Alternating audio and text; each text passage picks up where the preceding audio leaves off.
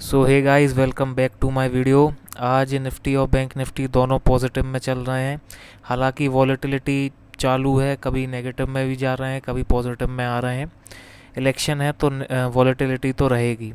और कल की बात करें तो कल दोनों ही अच्छे खासे नेगेटिव में क्लोज हुए थे, तो रिटर्न भी काफ़ी नेगेटिव मिले हैं। ये देख सकते हैं, लगभग 4,500 के नेगेटिव रिटर्न मिले हैं। और इसी के साथ टोटल रिटर्न 13,200 हो चुके हैं। XIRR घट के 81 का हो चुका है।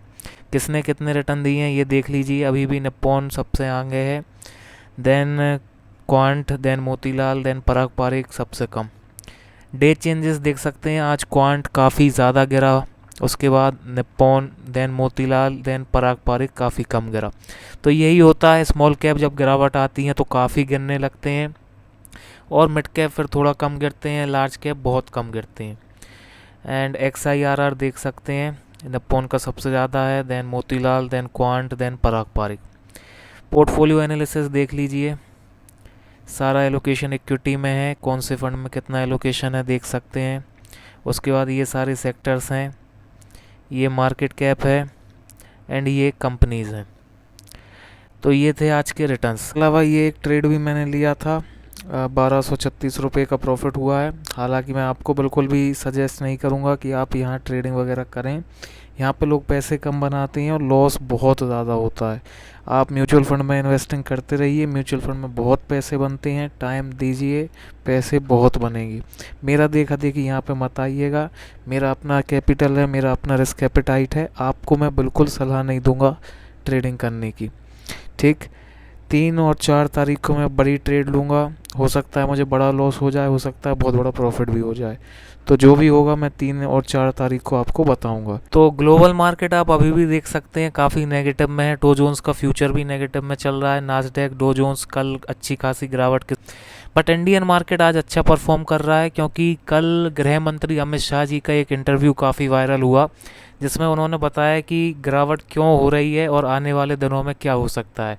तो पहले आप वो इंटरव्यू देख लीजिए, फिर बात करते हैं। NDTV के पिछले इंटरव्यू में आपने बिल्कुल संक्षिप्त सा जवाब दिया था कि 4 जून के बाद बाज़ार ऊपर जाएगा। मेरी अपनी राय ये है कि बाज़ार थोड़ा सा कंफ्यूज था, वो ओवर सिंप्लीफाई कर रहा था कि भारत के चुनाव से उसको जोड़ रहा था। उसके दूसरे कारण थे कि कुछ FII पैसा अपना कमा करके बेच के निकल रहे थे, नॉर्मल प्रोसेस था वो। अब शेयर बाज़ार फिर से नर्वस है, और वो अजीब सी नर्वसनेस है। वो क्या कह रहा है कि 370 अगर नहीं आया तो एक बार नीचे जाएगा, यानी रिकॉर्ड तोड़ने के बाद भी नीचे जाएगा। ऐसा नहीं है संजय जी, प्रॉफिट बुकिंग ये रूटीन फिनोमिना है। आप इसको चुनाव के साथ मत जुड़िए। जो शॉर्ट टर्म बिजनेस के लिए शेयर बाजार में है वो ऑब्वियसली प्रॉफिट बुक करते हैं। तो 1200-1300 पॉइंट बढ़ता है तो 300-400 पॉइंट वापिस आना बड़ी सामान्य प्रक्रिया है, और चुनाव के बगैर भी साल में ये 15-20 बार होता है। तो उसको चुनाव के साथ मत जुड़िए। मैं फिर से आपके चैनल पर कहना चाहता हूँ, 4 तारीख को नरेंद्र मोदी फिर से प्रधानमंत्री बनने जा रहे हैं। हम 400 पार करेंगे और स्थिर सरकार आने वाली है, और शेयर मार्केट भी बढ़ने वाला है। तो जैसा कि गृह मंत्री ने कहा कि भाई प्रॉफिट बुकिंग तो मार्केट का हिस्सा है, वो आती ही रहती है। जब भी मार्केट बहुत ऊपर जाता है उसके बाद थोड़ा बहुत गिरता ही है, तो बिल्कुल सही बात है। और उनके इसी स्टेटमेंट को मार्केट ने काफ़ी पॉजिटिवली लिया, और आज मार्केट अच्छा खासा पॉजिटिव में चल रहा है। तो अब चलते हैं कमेंट्स की तरफ, कमेंट्स का रिप्लाई दे देते हैं। पहला कमेंट है अरुण शर्मा जी का। ये कह रहे हैं, जैसे कि आपने इस वीडियो में बताया, पराग पारिक फ्लेक्सी कैप स्टेबल रहेगा भारी गिरावट में भी, but still I have only 1 flexi cap जिसमें 7,000 इन्वेस्ट कर रहा हूँ। तो थोड़े ज़्यादा रिटर्न के लिए इसे 2 पार्ट में डिवाइड करके 3.5 पराग पारिक और 3.5 किसी दूसरे फ्लेक्सी कैप में करना सही रहेगा क्या, या यही ठीक है? Because JM flexi and bank of India flexi भी आजकल काफ़ी अच्छे रिटर्न दे रहे हैं एंड पॉपुलर भी हो रहे हैं। तो बिल्कुल आप इसको 3.5 2 फ्लेक्सी कैप में बांट सकते हैं, कोई दिक्कत नहीं है, बिल्कुल आप ऐसा कर सकते हैं। और कौन सा फंड बेस्ट रहेगा तीनों में से, मैं इस पे एक डेडिकेटेड वीडियो ले आता हूं। देखिए, कल और परसों सैटरडे संडे है तो मार्केट बंद रहेगा। मैं कल परसों में एक वीडियो ले आता हूं, तीनों ही फंड को कंपेयर करके बता दूंगा। वीडियो के लास्ट तक आप खुद डिसाइड कर लेंगे कौन सा फंड बेस्ट रहेगा आपके लिए। ठीक, तो थोड़ा सा वेट करिए, बहुत जल्द वीडियो ले आऊँगा इस पर। फिर ये भाई कह रहे हैं मार्केट क्यों गिर रहा है और इलेक्शन रिजल्ट का क्या इम्पैक्ट हो सकता है मार्केट पर। तो देखो, मार्केट गिरने के काफ़ी सारे रीजंस हैं। पहली बात तो इलेक्शन है, तो वॉलेटिलिटी काफ़ी रहती है, मार्केट ऊपर नीचे होता रहता है। इसके अलावा ग्लोबल मार्केट में भी काफ़ी गिरावट चल रही है, तो इसका भी इम्पैक्ट इंडियन मार्केट पर पड़ता है। तो ये कुछ रीजंस हैं कि पिछले दिनों मार्केट में गिरावट रही, हालांकि आज मार्केट पॉजिटिव में है। और इलेक्शन का क्या इम्पैक्ट पड़ सकता है इलेक्शन रिजल्ट का, तो देखो काफ़ी चीज़ें हो सकती हैं। अगर बीजेपी 400 पार कर लेती है, जो कि वो लगातार कह रही है, तो वो बहुत बड़ी बात होगी, बहुत बड़ी जीत होगी। इसको मार्केट बहुत पॉजिटिव में लेगा और एक बड़ा ऊपर की तरफ मूव आ सकता है। अगर मान लो बीजेपी 300 पे ही सिमट गई तो एक गिरावट देखने भी मिल सकती है। 350 से 400 रही तो मार्केट थोड़ा बहुत पॉजिटिव में रह सकता है। अगर मान लो बीजेपी की जगह दूसरी सरकार आती है तो मार्केट में बहुत गिरावट भी आ सकती है। अब देखो, आज 31 तारीख है, कल 1 तारीख से एग्ज़िट पोल आने लगेंगे। तो अब जब मंडे को मार्केट खुलेगा तो वो टोटली एग्ज़िट पोल जो कह रहे होंगे उस हिसाब से खुलेगा।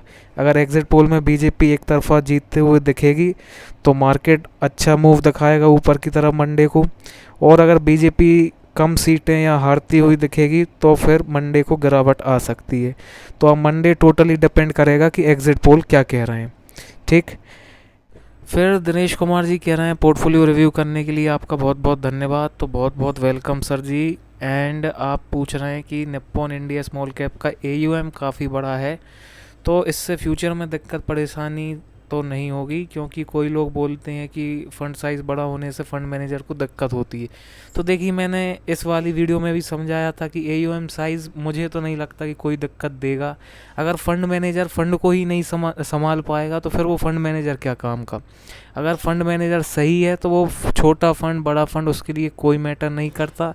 एंड निप्पॉन बहुत टाइम से, देखिए जब उसका AUM 20,000 करोड़ का था ना, तब से लोग ऐसा कहते हुए आ रहे हैं कि अब उसकी परफॉर्मेंस गिरेगी, अब गिरेगी।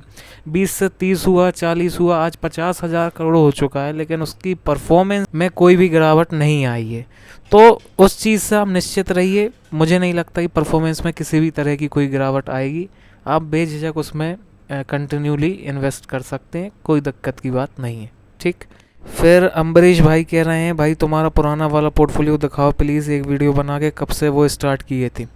तो भाई स्टार्ट मैंने किया था जब कोरोना आया था ना, उसके कुछ महीने पहले से ही मैंने वो स्टार्ट किया था। और उसमें अब दिखाने का अलग से कुछ नहीं है, क्योंकि यही सेम टू सेम फंड मैंने उसमें डाल दिए हैं। बस 2 स्मॉल कैप हैं, 2 मिड कैप हैं और 1 फ्लेक्सी कैप रखा है। पहले 2 लार्ज कैप भी थे, बट उनको रिप्लेस करके अब मैंने फ्लेक्सी कैप रख लिया है, और बस यही सेम टू सेम पोर्टफोलियो अब मैं कंटिन्यू करने वाला हूँ। तो उसमें अलग से कुछ नहीं है कि मैं उसकी अलग से एक वीडियो दिखाऊँ। रिटर्न्स वगैरह ये देख सकते हैं आप। तो बस आज की वीडियो में इतना ही। अगर आई होप आपके डाउट क्लियर हो गए होंगे। अगर आपका भी कोई सवाल है म्यूचुअल फंड से रिलेटेड, पोर्टफोलियो से रिलेटेड या स्टॉक से रिलेटेड, तो आप मेरे से कमेंट में पूछ सकते हैं। Thank you for watching the video.